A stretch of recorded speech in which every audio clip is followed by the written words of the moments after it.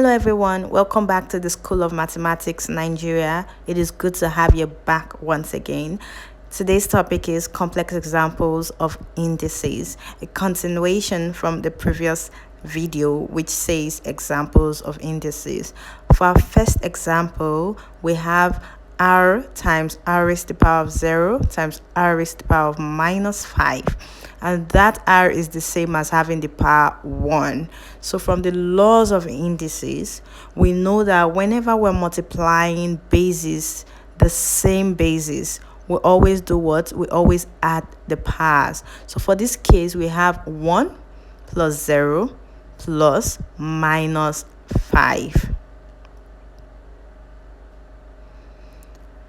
So we have r raised to the power of 1 plus 0, plus times minus is minus, then we have 5.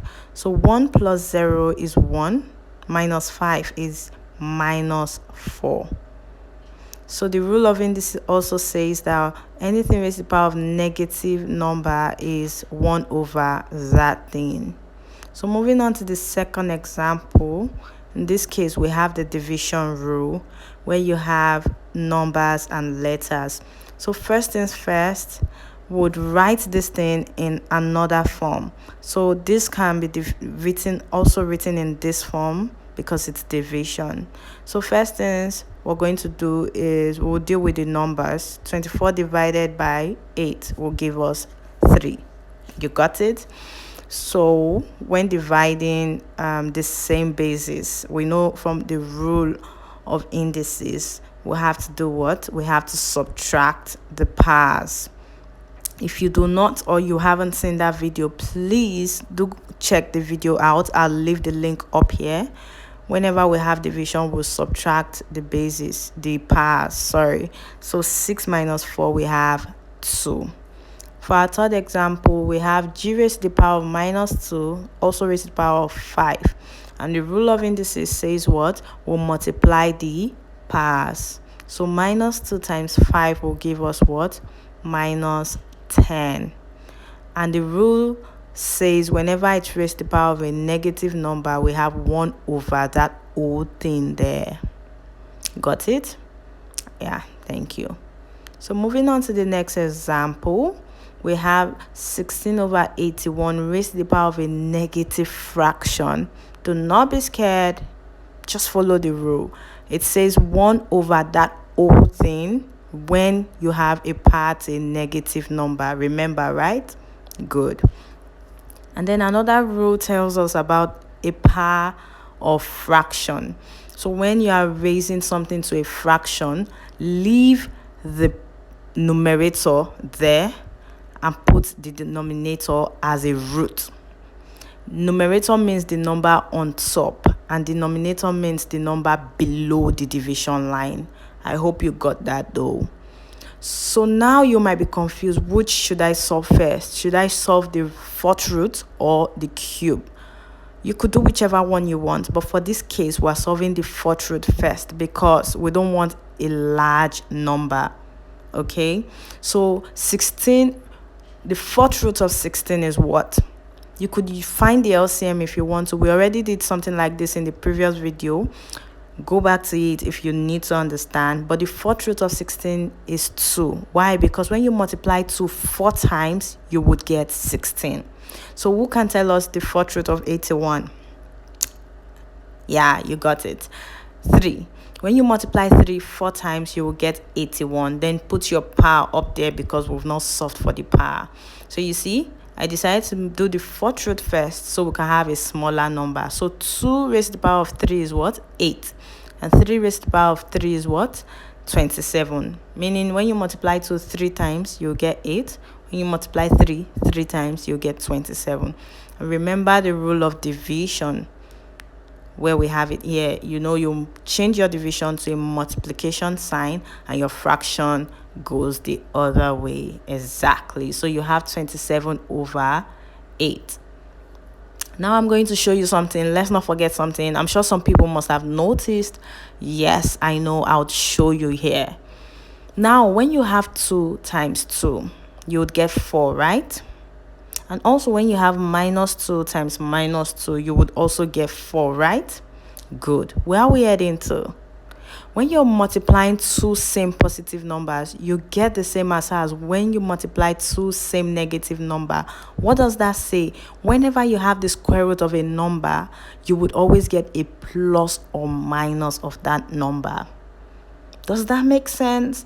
I hope it does. So whenever you are looking for the square root of a number, please do not forget to add a plus or minus to your answer, because this is how it's been gotten. You can either multiply the negative of that number or the positive of that number twice to get it. So here, we're supposed to always put plus or minus. Do you get it? Yes, I had to do that for you to understand, because some people might wonder why she putting a plus or minus.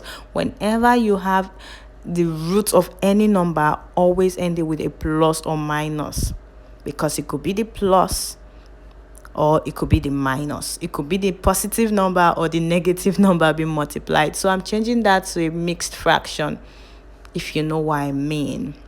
Okay, so moving on to the fifth example, we have something looking too ambiguous or big, but do not be scared.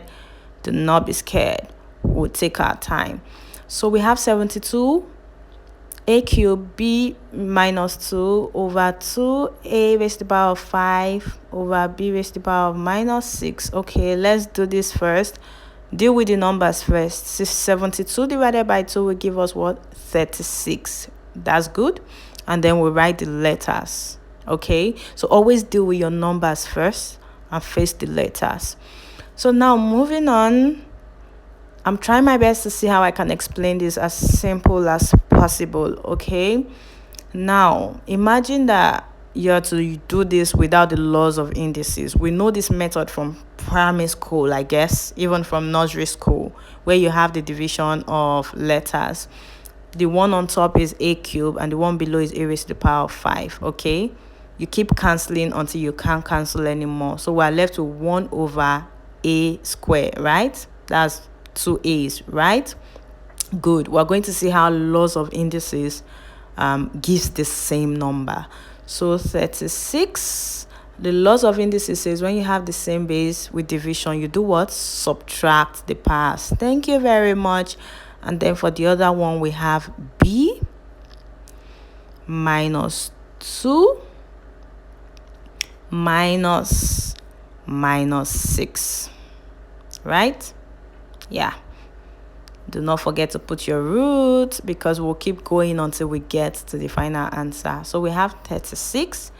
3 minus 5 is minus 2, and then minus 2 minus times minus is plus.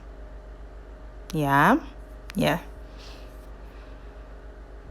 So in this case, I was trying to show you how we got a raised to the power of minus 2. Do you see? The rule of the indices is the same as whatever you have known from primary school. Somebody just decided to bring out the rule to make it look more complex, but it's not that hard. Okay? Yeah, so let's move on. So moving on, we have 36, a raised to the power of minus 2, b raised to the power of 4. 6 minus 2 is what? 4. Yeah, so don't forget your square root. Yes, thank you. So moving on, I told you always deal with your numbers first. Okay, so in this case, we can always write a raised to the power of minus 2 as 1 over a raised to the power of 2. Remember the laws of indices. I'm trying to make it look as simple as possible so it can make sense. So multiplying the numerator, we have 36b raised to the power of 4 over a raised to the power of 2. Okay, now put your square root. Okay, nice. So now we've gotten it to its simplest form. Yeah, don't forget your plus or minus. So 36, the square root of 36 is what? 6. Now the square root of b raised to the power of 4 is what? What will you multiply twice to get b raised to the power of 4? That is what you would ask yourself. So how you multiply b squared twice. I can, as I'm showing here, b raised to the power of 2 times b raised to the power of 2 will give you b raised to the power of 4. And also for a square, what will you multiply 2 times to get a square? It's a times a, because you have a power of 1 there. Okay, so adding the power 1 plus 1 will give us a square. So square root of a square is a. Yeah, I hope this makes sense. I hope this last example makes sense. If it doesn't, please do not forget to leave a comment.